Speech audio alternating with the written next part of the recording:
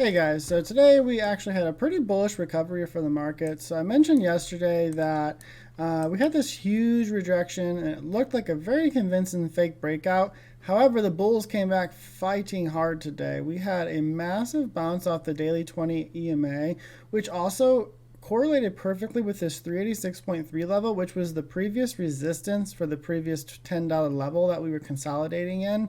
With this channel support, previous resistance now turning into support, with the 20 EMA being support being touched today and bouncing off of over 390.1 and bullishly engulfing, we got to be favorable to the upside. However, the one thing I've noticed since pretty much November CPI is that as soon as we get some sort of big bullish indicator, some big bearish indicator, or overall sense of movement, market pretty much does the opposite. So like today, for instance, all the signs of a bigger sell-off back to the 380s were there. However, you can see what happens. We had a huge pop.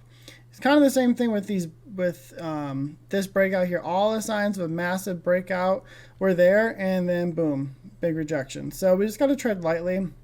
We did sit out cash overnight because of that reasoning, and this 390.1 level being so critical. I'm not sure if we're just going to straight go for it, and with the eve of CPI being tomorrow, if we were going to see a sell-off or not. So I'm sitting cash overnight to kind of watch it.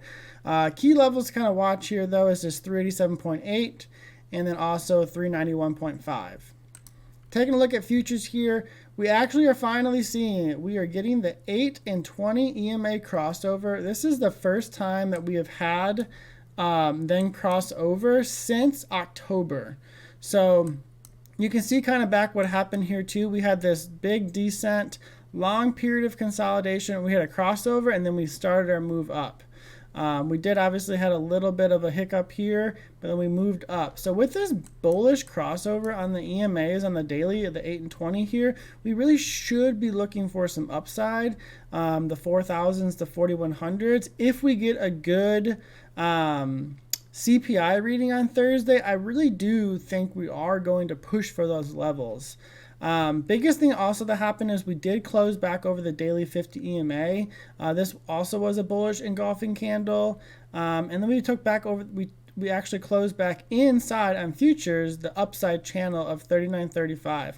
So there's 39.35 to really we can call it 40.95. Short side we can call it 40.35 though channel. We are back in that channel now. Taking a look at Tesla here. So Tesla actually looked pretty weak for most of the day.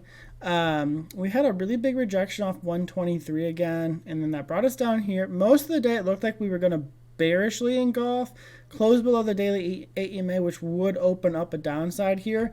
However, end of day, it got a lot of support.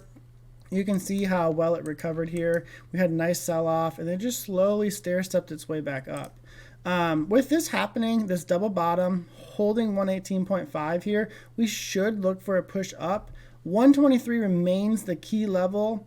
If we break through that and close over that, I am going to be looking for 126.4, maybe even come up here in the 130s, either on Thursday or Friday, depending on what CPI brings us.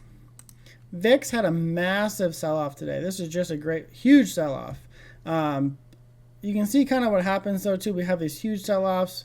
We kind of have a bounce, sell-off, bounce, sell-off. So there's potential we could get a bounce tomorrow, which would bring a red day in the market. So we'll just kind of see, but it did break this support line. So now we're pretty much eyeing this 19.6 level again here, which is that key pivot level. We have not really traded much below, like I said before, this 18.7 level since last January, over a year now. So we'll kind of see what happens tomorrow. It really could go either way with CPI being tomorrow. The numbers I'm seeing are pretty bullish, so we should see a bullish push into CPI. However, I mean, it really could go either way. We could have markets go risk off into CPI, or we could see everybody just pour in before CPI even hits. So, all right, I hope you guys have a good night, and I'll see you guys tomorrow.